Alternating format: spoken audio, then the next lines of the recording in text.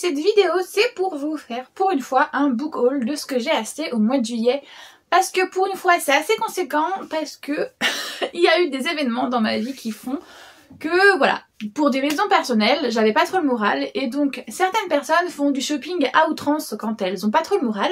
Et bien moi c'est les livres, comme beaucoup de personnes sur Booksta ou sur Booktube, quand j'ai un petit problème personnel, émotionnel et tout, eh ben j'achète plein de livres. Et le mois de juillet a été un énorme craquage. Je me rends compte que j'ai acheté beaucoup de livres justement pour compenser. Et donc du coup, je vais vous montrer tout ce que j'ai acheté. J'ai acheté en 3 phases. La première phase, ça a été en milieu de mois en gros.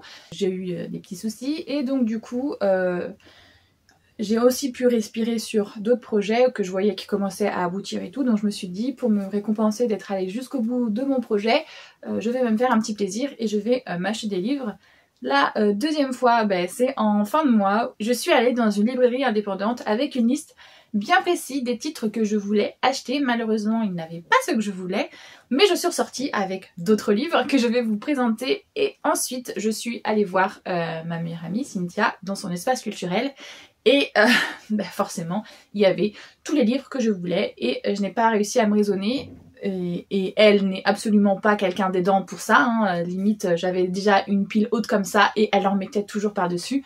Dès que je disais un titre ou que je voyais quelque chose qui m'intéressait, elle ne me laissait pas le temps de respirer, elle m'augmentait toujours ma pile. Donc je suis ressortie avec une pile monstrueuse de cet espace culturel et je vais vous montrer du coup tout ça. Comme je vous dis, on va découper en 3 zones. D'abord ce que j'ai acheté sur Amazon, ensuite ce que j'ai acheté en librairie indépendante et ensuite ce que j'ai acheté à l'espace culturel de 6. Alors on commence par ce que j'ai acheté sur Amazon. Ce sont des sorties que j'avais pris tout simplement en précommande. J'avais commandé Love Mix Up tome 5. J'ai aussi commandé My Happy Marriage tome 3. Et on a aussi l'extraordinaire Apothicaire tome 5. Voilà, c'est des suites de séries que je voulais absolument lire et que je me suis dit de toute manière que c'est des mangas, je les lirai en 2 secondes, donc autant me les prendre et comme ça on est content. Dans la même idée, sauf que pour le coup c'est une BD, je me suis aussi acheté L'Or Olympus tome 4. Bon, j'ai déjà le webtoon et j'en suis déjà bien plus loin que la BD. Mais la BD est un objet livre que j'adore et donc du coup, voilà quoi, j'ai pas pu résister quand j'ai vu que le 4 était sorti. J'ai quand même attendu un petit peu avant de l'acheter et voilà, panier Amazon a gagné, très clairement. Ensuite, c'est une BD que j'avais vue dans l'espace culturel il y a 1 ou 2 mois à Cynthia, mais qui m'appelait, mais justement c'était le moment où je faisais très attention à mon argent, parce que je savais pas trop comment la campagne Ulule allait avancer et tout, s'il allait falloir que je puisse dans mes économies personnelles pour sortir le livre Une envie d'apprendre ou pas, ou si j'allais pouvoir compter sur des contributions et tout. Donc je touchais absolument pas à mon argent, je n'ai pas dépensé d'argent pour les livres au mois de mai et au mois de juin, justement j'essayais d'économiser un maximum. Mais bon, du coup, ce qui m'a permis au mois de juillet de faire un gros caquage parce que la campagne Ulule a été un succès et donc voilà, le livre pourra sortir avec la campagne Ulule et je peux garder mon argent personnel pour des achats personnels. Donc voilà, j'ai craqué aussi pour le livre The Sass Ghost Club. Merci pour mon accent anglais à couper au cours d'eau. Mais voilà, c'est une petite BD assez doudou, assez simple graphiquement et par contre le style, l'histoire, franchement, j'adore. Donc voilà ce que j'ai acheté sur Amazon. Ensuite, comme je vous ai dit, je suis allée dans une librairie indépendante, mais malheureusement ils n'avaient pas les livres que je voulais, mais j'ai pu quand même en trouver certains que soit que j'ai déjà lus et que du coup ils iront directement dans ma bibliothèque, ils seront pas dans ma palle, ou alors qu'ils sont dans ma palle depuis un petit moment que j'ai envie de lire, mais que voilà, je me disais c'est pas grave, je les prendrai à la médiathèque. Finalement, voilà, j'ai craqué, je les ai achetés. Donc, j'ai acheté Le Chant d'Achille que j'avais écouté en audio-livre et que j'avais adoré. Donc ça y est, maintenant je l'ai en version papier. D'ailleurs, je me suis fait engueuler par Cécile de la Booksphère parce que je l'avais mis dans ma wishlist pour le calendrier livresque qu'on va se faire à la fin de l'année. Et quand elle a vu ça, elle me fait « Tu te fous de ma gueule ?» Tu l'as mis dans ta liste et tu l'achètes. Donc maintenant, il faut vraiment que je fasse attention à ce que j'achète. Parce que y a des choses qui me font extrêmement envie et que je vais avoir tendance à vouloir acheter pour justement compléter ma collection. Et non, je les ai mis dans mes wishlists. Donc voilà, j'avoue que d'habitude je fais pas ça puisque j'achète très peu de romans. En général, c'est vraiment comme je vous ai montré sur Amazon mes suites de mangas que je ne mets pas dans mes wishlists. Mais là, comme j'ai cracouillé fort, j'ai cracouillé très fort. Donc voilà, Le Chant d'Achille en fait partie des titres que j'ai acheté alors que j'aurais pas dû acheter, tout simplement. Mais on fait des bêtises, ça arrive, hein. Ensuite, je me suis pris l'essai de Titou Lecoq. Libérer, le combat féministe se gagne devant le panier de linge sale. J'ai déjà lu 2 titres d'elle, pourquoi les femmes ont été oubliées de l'histoire ou pourquoi l'histoire a oublié les femmes. Et Le couple et l'argent, que j'ai adoré. J'aime énormément comment elle écrit et tout ce qu'elle dit. Je suis totalement d'accord avec elle, donc on prêche une convaincue. Donc je me suis dit que j'avais pas encore lu son premier, donc voilà, il est tout petit, je pense qu'il se lira assez vite. Ensuite, livre dont j'ai dans ma palle physique parce que je l'ai en e-book et que je vois passer partout, que je m'étais dit je prendrais à la médiathèque puisqu'il y est, mais qui finalement quand je l'ai vu je me suis dit je résiste pas, je le prends. L'Empire des femmes, que voilà, très clairement c'est une société matriarcale dans laquelle les femmes ont le pouvoir et les hommes ne sont que des objets sexuels, en gros sont que là pour faire des géniteurs, et donc on va voir comment ils vont essayer sûrement de soulever ce système pour montrer que non, il faut l'égalité, non. Ni une société patriarcale, ni une société matriarcale n'est bonne, et voilà, j'ai hâte de voir parce que qu'est-ce que ça peut donner, est-ce que les pensées sont bien, ou est-ce qu'on rentre trop dans le pathos, justement, à voir, mais du coup je l'ai en numérique et je l'ai acheté comme ça. J'espère qu'il est cool parce que sinon il va falloir que je le revende et voilà, on aimerait bien ne pas avoir à revendre ce qu'on a acheté. J'ai aussi acheté Sous les étoiles de Blomstone Manoir, si je me trompe pas, Monor, bref. C'est l'histoire d'une jeune femme, si je ne me trompe pas, qui a 19 ans et qui rêve, elle, d'être, alors je sais plus, c'est astrophysicienne ou physicienne ou une connerie comme ça. Mais on est plutôt autour du 18e ou du 19e siècle, donc la place de la femme est quand même assez restreinte. Hein. C'est une femme et une épouse, rien d'autre. Donc là, on va sûrement voir justement ce parcours d'une jeune femme qui va vouloir sortir des cases, qui est plutôt ado, jeune adulte, si je me trompe pas. On verra ce que ça donne. Mais voilà, j'avais envie. Rien que la couverture déjà est très belle. Je l'ai beaucoup vu passer sur les réseaux sociaux. Et j'étais intriguée. Et puis comme je dis, au pire, si j'aime pas, c'est pas grave, je le revendrai. Mais voilà, j'avais envie de l'avoir. Ensuite, il fait partie des livres que je voulais parce que je suis dans ma période je veux des toc-toc, je veux des reliés. Donc quand j'ai vu que dans la librairie, il l'avait, je l'ai pris, La passeuse de mots. Un toc-toc. Donc voilà, je l'ai pris, La passeuse de mots, le préquel, non pas en brochet, mais en relié, comme dirait Thibaut, en toc-toc. Voilà, je trouve qu'il est magnifique et j'ai de plus en plus une passion pour les reliés, mais pas pour n'importe quel relié parce que je suis chiante. J'aime pas les reliés avec des jaquettes. En fait, pour moi, le relié, il doit se suffire à lui-même. Je ne veux pas que justement le relié soit tout simple et que dessus ils mettent une belle jaquette.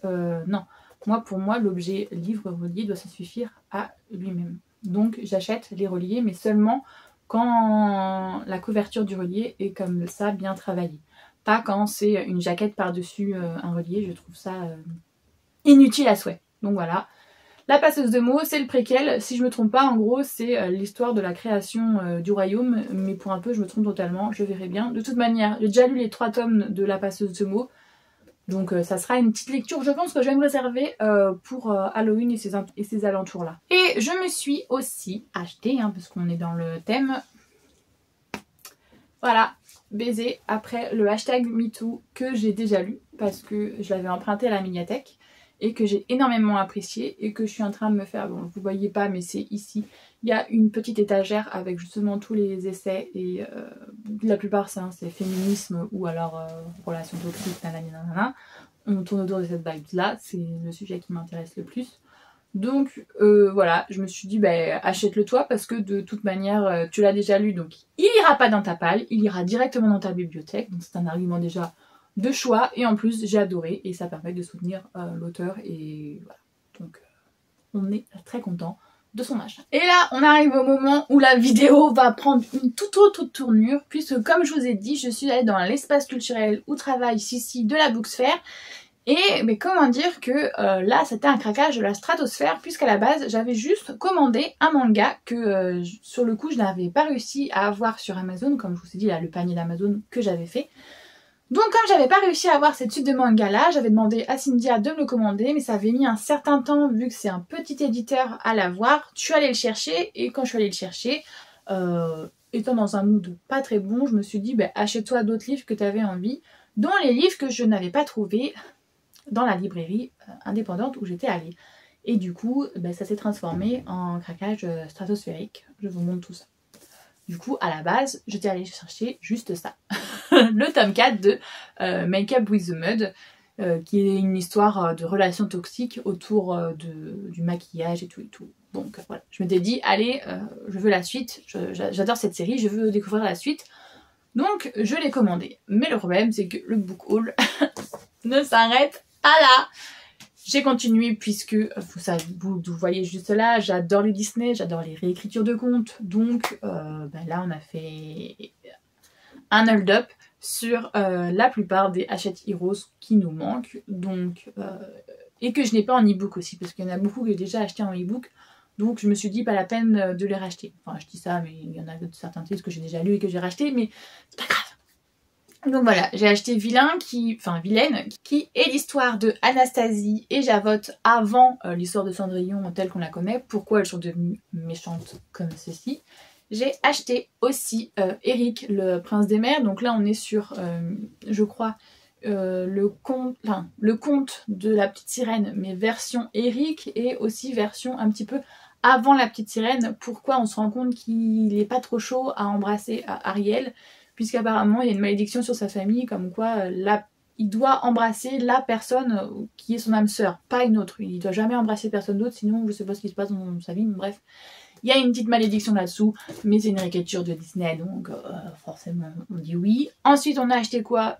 Happily Never After de Gaston, puisqu'on a déjà lu celui-là de Vanessa et La Belle et la Bête. Voilà, on adore très clairement, nous, quand on me dit Belle et la Bête, moi je dis prenez mon argent. Déjà quand on dit Disney, je dis prenez mon argent. Quand on me dit La Belle et la Bête, je dis prenez mon argent x2. Donc voilà, on a acheté Gaston. C'est une histoire d'amour de Gaston, pourquoi il est devenu l'homme qu'il est comme on le connaît dans le Disney. Je suis très curieuse parce que je vois pas trop comment c'est possible, vu que Gaston justement lui-même dans le Disney dit très clairement qu'aucune femme ne l'intéresse sauf Belle, puisque c'est la seule qui soit assez digne de lui. Donc ça veut dire que pour lui, aucune autre avant les... Enfin bref, je suis curieuse de voir du coup ce qu'ils en ont fait, parce que voilà. Des fois ils font des trucs bien, des fois ils font des trucs moins bien, donc voilà, on va pas se mentir.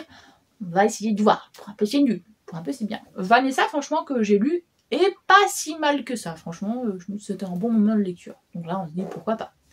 Ensuite on continue, Pays Imaginaire, que lui j'ai déjà lu un e-book, donc il va directement aller là-haut, parce que là vous avez une partie, mais il y a une autre étagère aussi réservée au Disney. Donc directement, il va rentrer dans la bibliothèque, il ne va même pas passer par la palle, parce qu'il a déjà lu un e-book. C'est parfait. Ça, c'est justement, on remonte dans le temps et on voit comment Crochet est devenu Crochet. Donc forcément, moi... Je dis oui, je suis pas méchante, vous savez, moi, quand vous mettez l'écriture de Disney, en général, je dis oui. Donc voilà, par exemple ça. Donc ça, c'est Moderne Princesse, tome 2, Entre les lignes. Vous voyez juste ici, j'ai Avant minuit le tome 1 que j'ai déjà lu et que j'ai adoré. Celui-ci, je ne l'ai pas encore lu, mais ça parle, comme je vous ai dit, Belle et la Bête, moi, faut pas chercher dans midi à 14h, hein. Moi, j'ai dit oui, déjà, de base. Donc voilà, c'est une réécriture de La Belle et la Bête, un peu plus moderne. Si je me trompe pas, il y a une histoire, je crois que Belle est trans, mais je suis pas sûre. Donc en plus des sujets hyper d'actualité, hyper frais, hyper modernes. Donc on dit doublement oui. Voilà, je ne vois même pas pourquoi je continue à argumenter. Franchement, qui n'a pas envie de le lire? Personne. Et là on arrive dans une autre dimension du craquage. Les reliés. J'ai acheté Éclat dormant. Alors j'ai vu tout et son contraire. Il y en a qui ont adoré, il y en a qui ont détesté. Et donc je me suis dit, de toute manière, l'objet livre de base est magnifique. C'est une réécriture de conte. Donc moi, je dis oui. Donc autant l'acheter, je me ferai mon avis. Au pire, si j'ai pas aimé, je le revendrai. C'est pas grave. Mais le livre en lui-même est magnifique. Donc voilà, de base, ils m'ont conquis. Et je suis pas difficile. Donc on verra bien ce que ça donne. Et là, vous allez me dire, ça est bon, elle s'est calmée.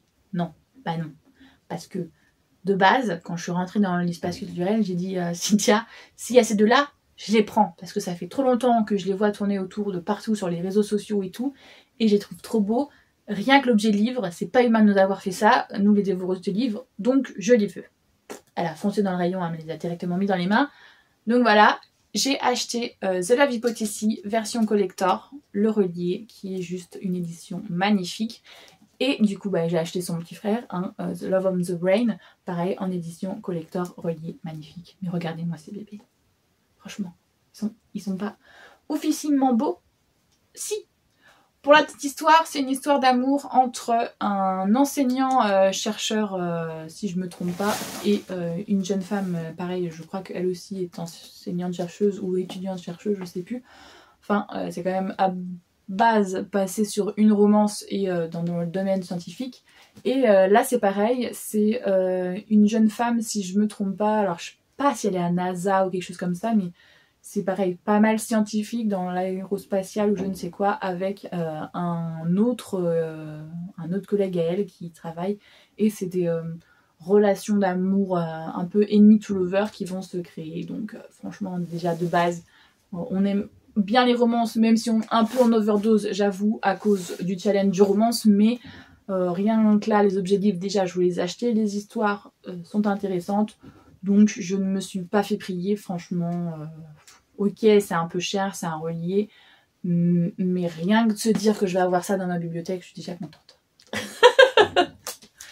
Et donc voilà tout ce que j'ai acheté au mois de juillet. Je me rends compte que ça fait énormément beaucoup. J'en ai acheté 9 en espace culturel. J'en ai acheté combien 1, 2, 3, 4, 5, 6. 6 dans la librairie indépendante et sur Amazon 1, 2, 3, 4, 5. 5. On a un peu plus d'une quinzaine de livres achetés ce mois-ci. Bon, très clairement, les mois prochains, ça sera beaucoup plus calme. Là justement, c'était tellement un mois exceptionnel que je me suis dit, vu que j'ai pas l'habitude de faire des book hauls, je vais en faire un. Parce que comme je vous ai dit, je fais un challenge de lecture de romance. Donc là, je lis beaucoup de romances et les titres ont déjà été choisis pour mes futurs pals. Donc ceux-là, je risque pas de les lire avant un moment. Mais j'avais envie de vous les montrer sur la chaîne, de vous montrer les achats que j'avais faits. Parce que voilà, je les trouve jolis, je les trouve cool. Et comme je vais sûrement pas les montrer avant octobre ou novembre en pal ou en lecture. Parce que j'ai plein d'autres lectures à faire en attendant pour préparer le FNR. Voilà, je me suis dit, banco, fais une petite vidéo chill où tu montes des derniers achats et j'espère que ça vous a plu. Si c'est le cas, justement, n'hésitez pas à en parler en commentaire, l'espace est là pour ça. Et si vous souhaitez soutenir cette chaîne, n'hésitez pas à liker la vidéo, ça fait toujours plaisir. Si vous souhaitez voir le reste de mes vidéos, n'hésitez pas à vous abonner. Moi, j'espère que tout va bien pour vous, que vous faites de très bonnes lectures et je vous fais tout plein de gros bisous.